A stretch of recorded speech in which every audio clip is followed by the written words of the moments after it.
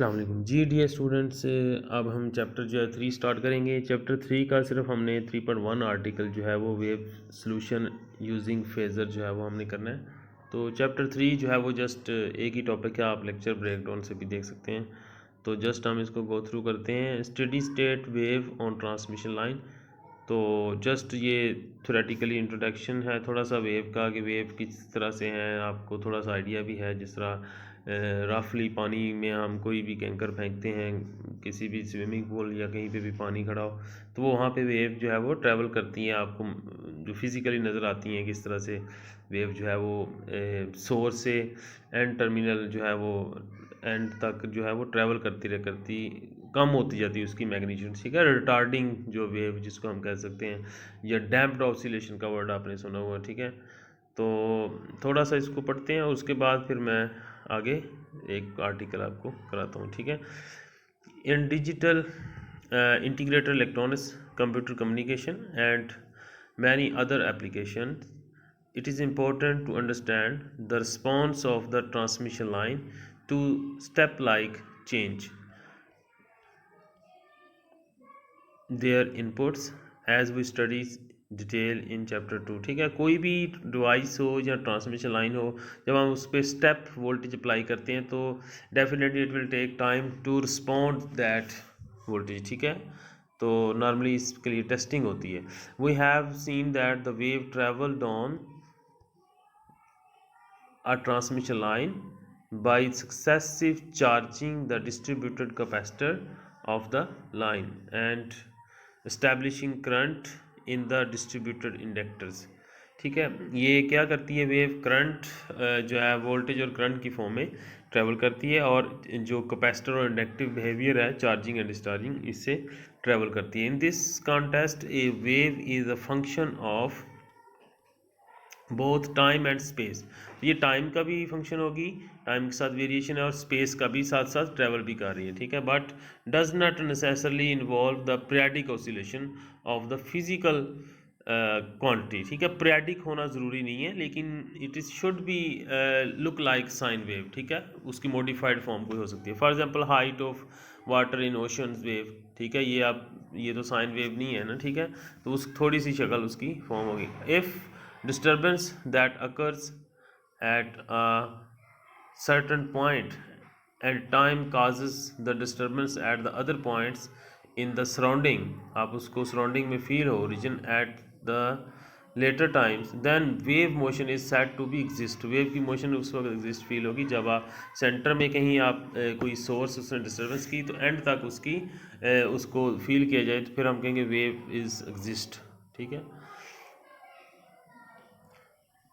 then the wave motion is said to be exist because of the non-zero travel time along a transmission line। ठीक है, disturbance initiated at one location induces effect that are retarded in the time at the other location। ठीक है, it will take time।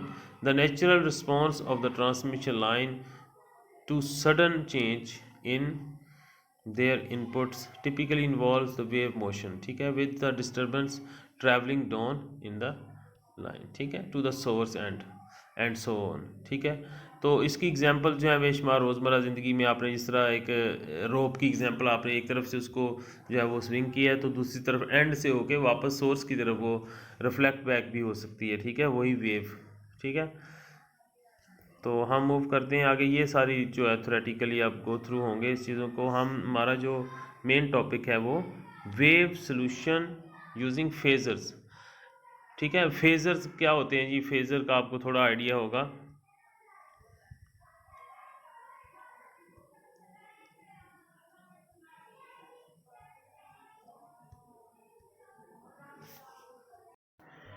ठीक है, wave solution using phasor. Phasor क्या है जी, आप हमने जो अभी तक वेव को जो स्टडी किया है वो इसकी ट्रैवलिंग है from one side to other side, from left to right. ठीक है, सपोज लाइक हम इसको कहते हैं कि जिस तरह नॉर्मली आपने देखा है वेव ट्रैवल करती है, इस तरह से हमने उसको शो किया है।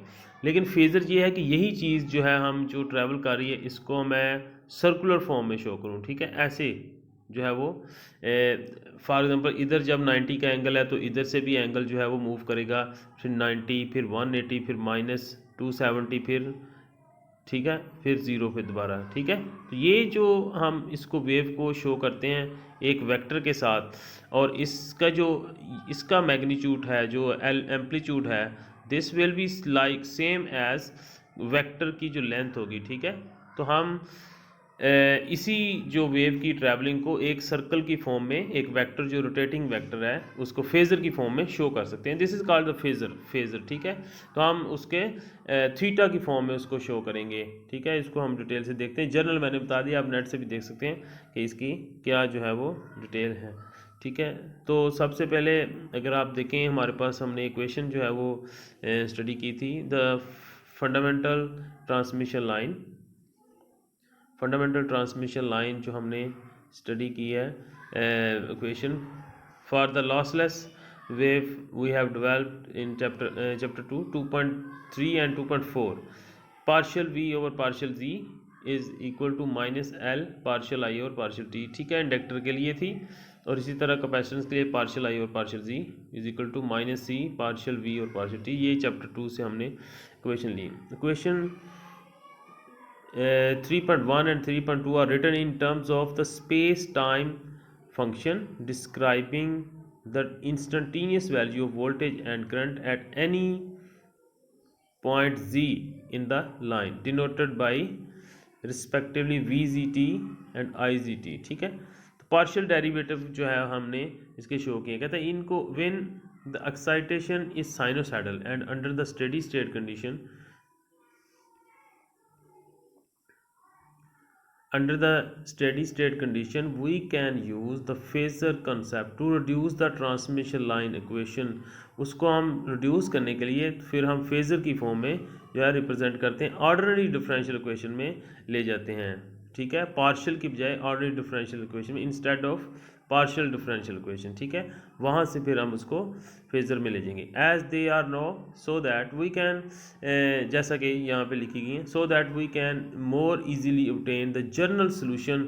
ठीक है, इसका सोल्यूशन निकालना जो है वो ऑर्डिनरी डिफरेंशियल इक्वेशन का आसान होता है, क्योंकि उसके टूल्स मौजूद हैं, आपने स्टडी भी किए हैं, how to find the solution of differential equation. As in the circuit analysis the relation between the phasor and actual space time function are follow. ठीक है, ये यूलर आइडेंटिटी आपको पता है, V Z T is equal to real part V Z, ये इसका magnitude होगा, E raise power J theta. Theta को क्या लिखते हैं समटाइम, ओमेगा टी भी लिख देते हैं। ठीक है, तो आइलर आइडेंटिटी कहते हैं, यूलर आइडेंटिटी, इससे हम रिप्रेजेंट कर सकते हैं उस सारी वेव को जो कि लेफ्ट टू राइट ट्रेवल कर रही है, उसको हम सर्कुलर फॉर्म में शो कर सकते हैं इस तरह थीटा की फॉर्म में। ठीक है, करंट के लिए भी I G T real part I G E raise power J theta. ठीक है, तो यहाँ पे जो आपके पास है both phasors V G and I G are the function of G only and are in general complex equation, we can now rewrite equation 3.1 and 3.2 in terms of the phasor quantity by replacing partial over partial T with J omega. तो derivative जो है उसको जे omega से represent किया जा सकता है। ये जे ओमेगा जो आपके पास जो है, ओमेगा क्या है, एंगुलर फ्रीक्वेंसी, तो उसको एंगुलर फ्रीक्वेंसी की फॉर्म में हम शो करेंगे। ठीक है, एंगुलर फॉर्म में, तो D V upon D V Z upon D Z is equal to minus J omega L I. ठीक है, जहाँ पे आपके पास जो था पार्शियल डेरिवेटिव उसको किससे रिप्लेस करना है, जे ओमेगा से, बाकी एल आई उसी तरह से मौजूद है। ठीक है, डेरिवेटिव खत्म हो गया, एल के साथ आई आ जाएगा। इसी तरह कैपेसिटर के साथ भी जे ओमेगा सी भी आ जाएगा। ठीक है, ठीक है, इसको उसके बाद हम combining 3.4 and 3.5 we can rewrite simple equation in terms of V Z. कहता है हम इन दोनों को कंबाइन करेंगे, तो ये चूँकि डबल दोनों के डेरिवेटिव हैं, तो यहाँ पे हम आई जी की वैल्यू यहाँ से उठा के पुट कर सकते हैं। अगर हम इसका डेरिवेटिव ले लें एक और, तो यहाँ पे डबल डेरिवेटिव हो जाएगा लेफ्ट साइड पे, D square V ji over D ji square is equal to minus J omega L D I, इसका डेरिवेटिव साथ शो कर देंगे। तो उस डेरिवेटिव की जगह हम इसको रिप्लेस कर देंगे, तो आप खुद देखें कि आपके पास जो है लेफ्ट साइड पे हम डी स्केयर वी जी ओवर डी जी स्केयर माइनस जे स्केयर, चूँकि 2 जे आ जाएंगे, दोनों को हमने कंबाइन कर लिया, इक्वेट कर लिया, दिया। जे स्क्वायर ओमेगा भी डबल हो जाएगा और एल एंड सी दोनों कंबाइन हो जाएंगे और साथ वी जी आ जाएगा। ठीक है, आई को हमने रिप्लेस कर दिया यहाँ से उठा के। ठीक है, इक्वल टू 0 पुट किया, वहाँ से फर्दर हम इसको रीअरेंज करेंगे। अच्छा, यहाँ पे टर्म जो है वो बीटा जो है हमने रिप्लेस कर दिया, ये कांस्टेंट के साथ रिप्लेस किसको किया, ओमेगा स्क्वायर एल सी को बीटा से रिप्लेस कर दिया। ठीक है, तो बीटा क्या है, आगे इसकी टेल आएगी कि what is the beta, where beta is equal to omega L C under root is called the phase constant. ठीक है, it is very important, phase constant है आपका जिससे वो रोटेट कर रहा है एक constant. Equation 3.6 is refer to as complex wave equation. अब ये कम्प्लेक्स वेव इक्वेशन में कन्वर्ट होगी और सेकंड ऑर्डर डिफरेंशियल इक्वेशन में चलेगी and is second order ordinary differential equation commonly encountered in the analysis of physical system. The general solution second order differential equation का general solution क्या होता है जी, आपके पास आप कहते हैं वी जी की टर्म्स में अगर है तो v प्लस यानी जिस तरह a और e raised power minus J beta, तो आप यहाँ पे कौन सा लिखते हैं a एंड b, यहाँ पे आप इक्वेशन का या आपको थोड़ा आइडिया होगा कि डिफरेंशियल इक्वेशन का जनरल सोल्यूशन इस तरह से लिखा जाता है, V G is equal to V plus E raise power minus J beta G plus V minus E raise power plus J beta G. ठीक है, तो यहाँ पे दो टर्म्स जो हैं वो वेरी कॉमन है कि एक आपकी पॉजिटिव एक जो है वो आपके सोर्स से एंड की तरफ और एंड से सोर्स की तरफ दो आपके पास वेव्स होती हैं। Where as we shall see below E raise power minus J beta Z and E raise power J beta Z represent the wave propagation in the plus Z direction and minus ji direction respectively. ठीक है, minus वाली plus में और plus वाली minus जी direction में move कर रही है। अगर आपसे पूछा जाए कि ये एक वेव है ये किस डायरेक्शन में मूव कर रही है, तो यहाँ पे ये दोनों डायरेक्शन में मूव कर रही है, लेकिन अगर आपके पास यहाँ पे सिर्फ इतनी वेव हो तो आप कहेंगे ये प्लस जी डायरेक्शन में, और यहाँ पे अगर सिर्फ प्लस है तो आप कहेंगे माइनस जी डायरेक्शन में ट्रैवल करेगी। ठीक है, and where the V plus and V minus are the complex constants to be determined using boundary condition, जिस तरह होती है इंटीग्रेशन में बाउंड्री कंडीशन के साथ। ठीक है, तो the corresponding expression for the current I Z can be found by substituting this 3.7 into 3.4। अगर हम इसको सब्स्टिट्यूट करेंगे तो हम इसकी कॉरस्पॉन्डिंग सोल्यूशन फाइंड कर सकते हैं। For more video you can visit my channel engineering info. ठीक है, शुक्रिया, थैंक यू।